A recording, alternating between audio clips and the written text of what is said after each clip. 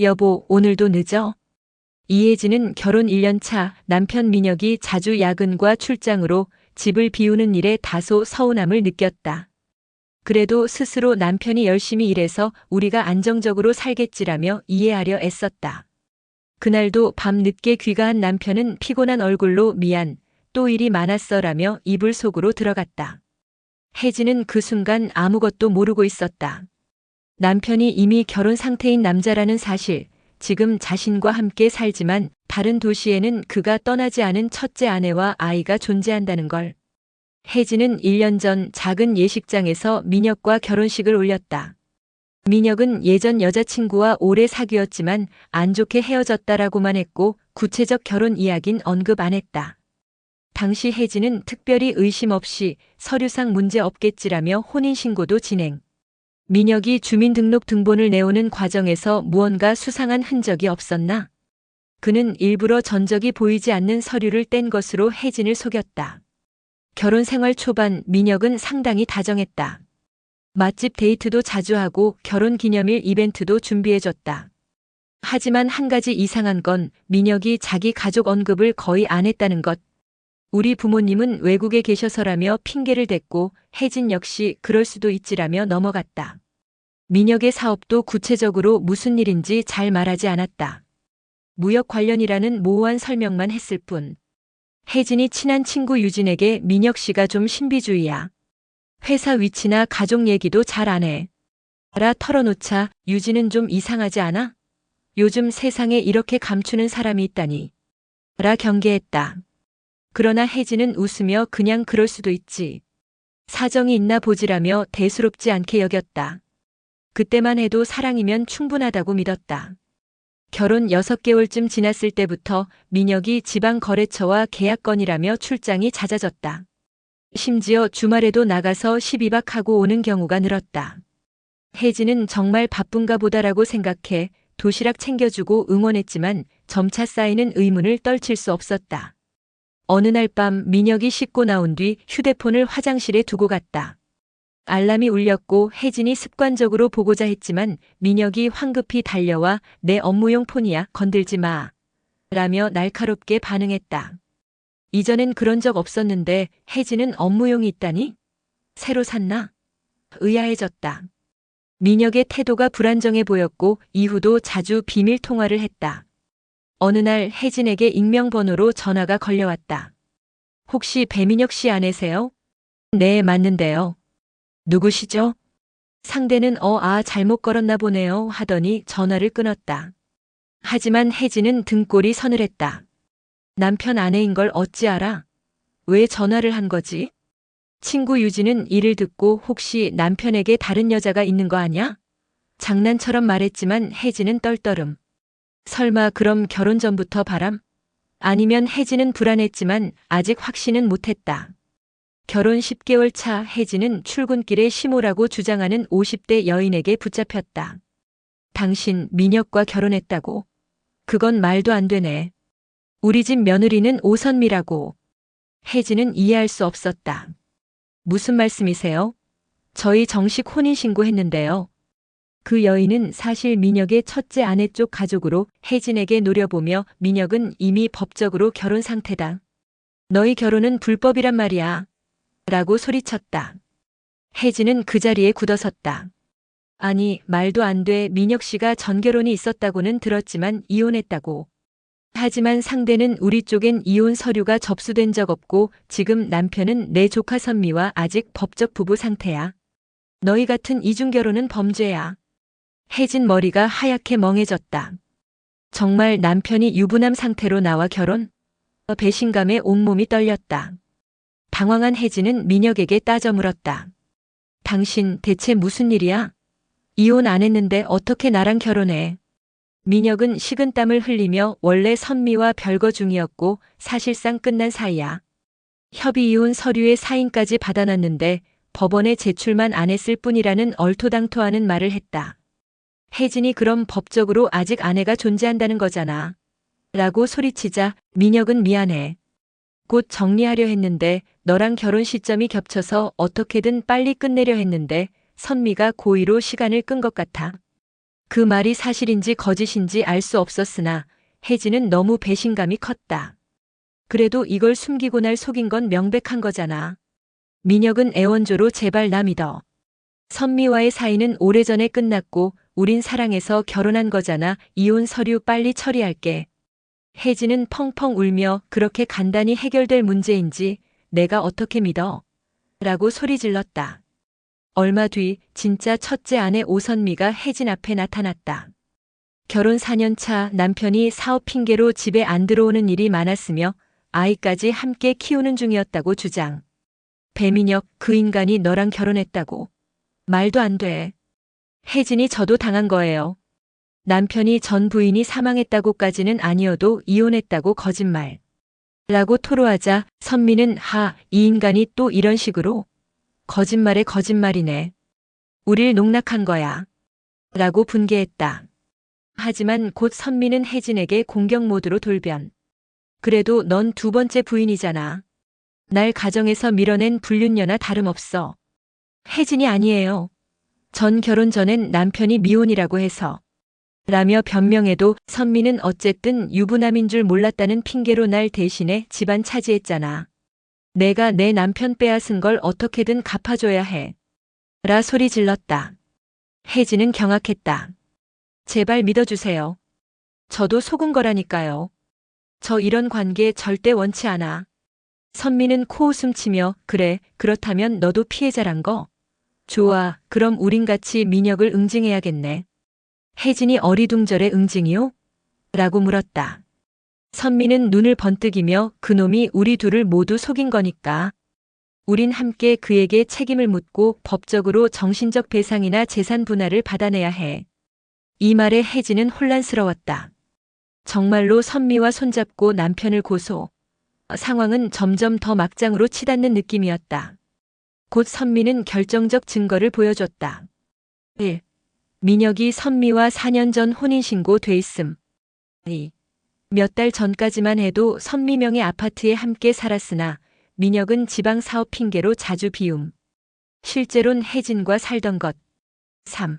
선미가 일부 민혁의 SNS나 차 블랙박스 등에서 이중 생활을 발견, 혜진 존재를 파악하고 전화했지만 연결이 안 됐던 것. 혜진은 기막혔다. 남편이 아예 두 집 살림하고 있었다니. 그럼 내 결혼 1년 동안 선미 집에도 왔다 갔다 했단 말. 사실 민혁이 서류만 조작해 자신이 독신인 것처럼 속였고 두 아내에게 각기 거짓말하며 경제적 이득까지 취한 셈이었다. 혜진은 정말 끔찍하다며 몸을 떨어뜨렸다. 혜진은 남편의 숨은 동기를 짐작하기 시작했다. 아마도 당신과의 결혼이 불화가 생겼고 아이가 있어서 쉽게 이혼 못했나 봐요. 그래서 별거 상태에서 새 여자를 만났고 서류는 조작해 재혼한 거죠. 선미가 맞아. 우리 부모님이 나보고 이혼 못하게 했고 민혁은 돈 많은 장인 기대했지만 못 얻었어. 결국 지쳐서 떠날 기회만 노리다가 너를 만난 거지. 라며 독설. 혜진은 마음이 무너졌다. 결혼은 사랑이라 했는데 이 사람은 돈이나 편리함 때문에 두 명의 여자를 이용한 거구나. 둘은 남편에게 전화를 걸어 이리 와서 해명해. 라 했고 민혁이 허둥지둥 달려왔다. 민혁은 두 아내가 같이 있는 걸 보고 식은땀을 흘리며 이거 오해야, 내가 잘못했지만 다 이유가라고 횡설수설. 선미가 그럼 당장 이혼 서류 내고 재산 분할해. 아이 양육비도 3개 달라. 라며 공격. 혜진은 울먹이며 난 어쩔 거냐고.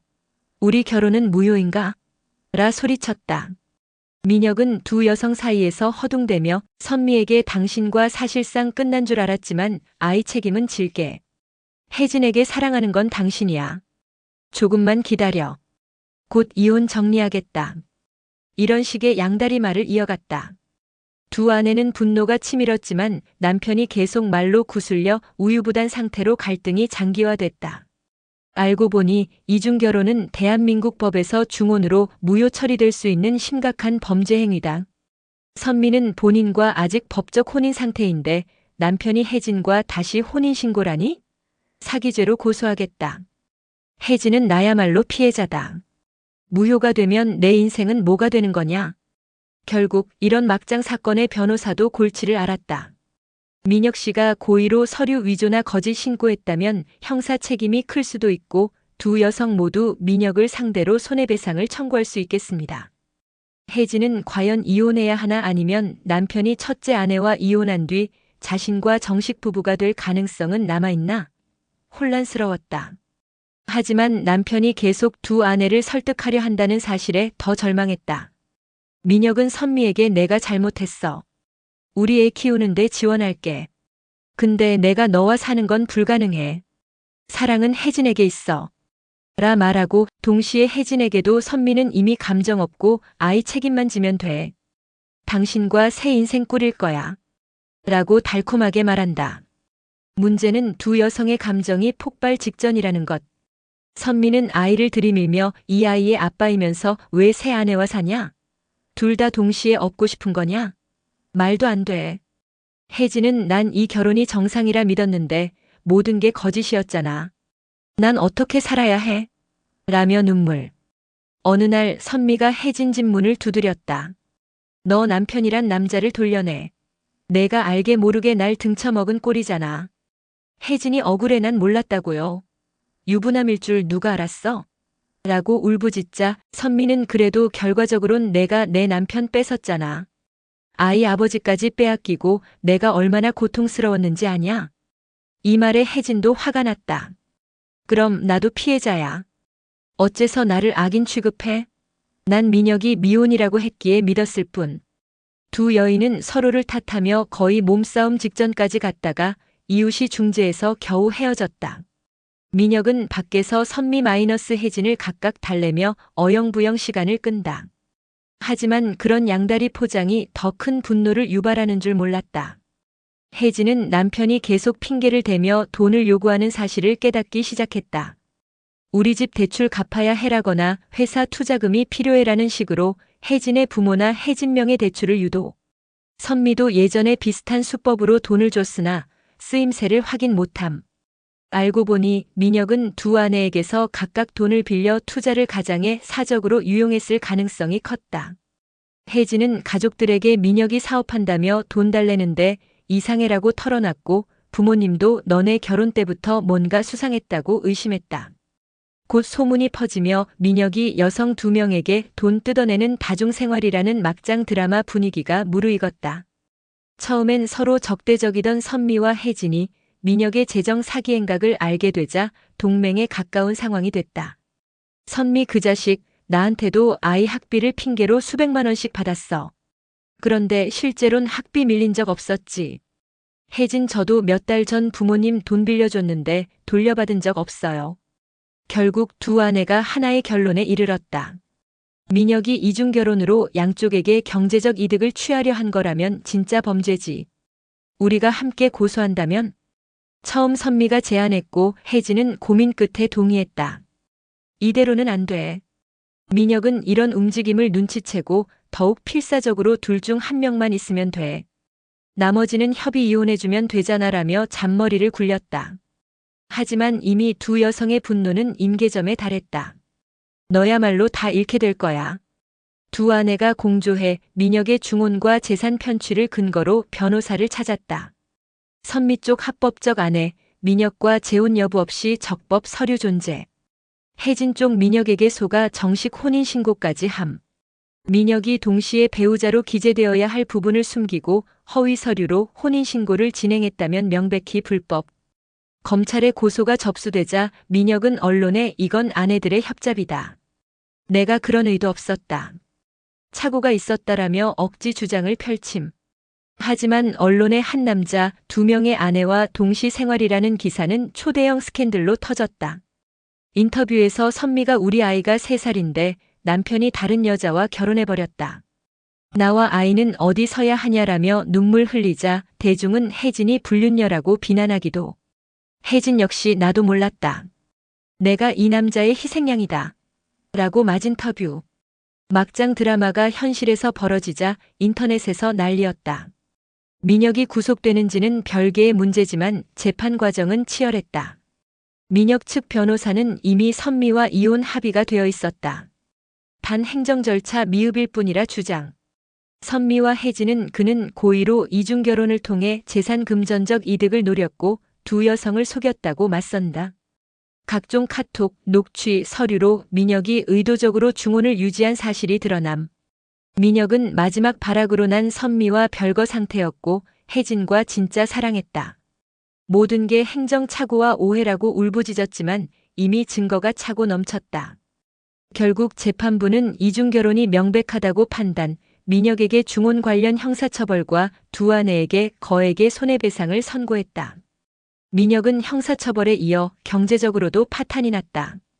선미는 아이 양육비와 위자료를 확보했고 혜진도 결혼 무효 소송으로 일정 배상을 받았다.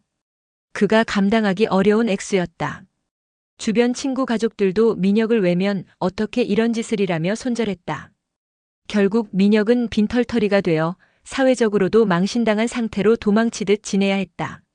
선미는 아이와 함께 자기 부모 집으로 돌아갔다. 처음엔 남편에게 배신당한 분노로 치를 떨었으나 법적 조치로 승리하여 어느 정도 보상받았다.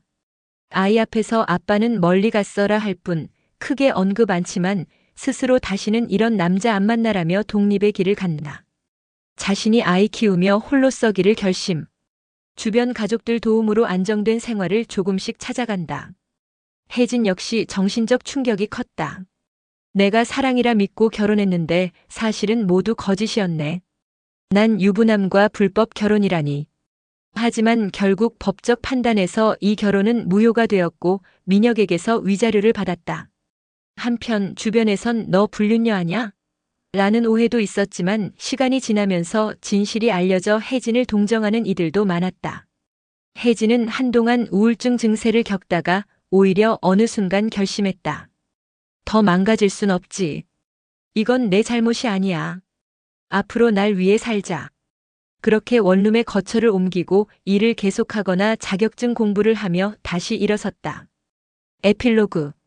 가을이 깊어가던 어느 날 혜진은 회사 일정을 마치고 돌아오는 길에 문득 거리의 커플들을 보고 서글픈 미소를 지었다. 나도 한때 신혼의 행복을 꿈꿨는데 결국 그건 남편의 두 얼굴에 속아 만든 환상이었네. 그래도 이젠 과거를 털어내야지. 친구 유진이 전화해 요즘 어때? 물으니 혜진은 조금씩 괜찮아지고 있어. 인생은 한 번 실수로 끝나지 않으니까. 라고 차분히 답했다.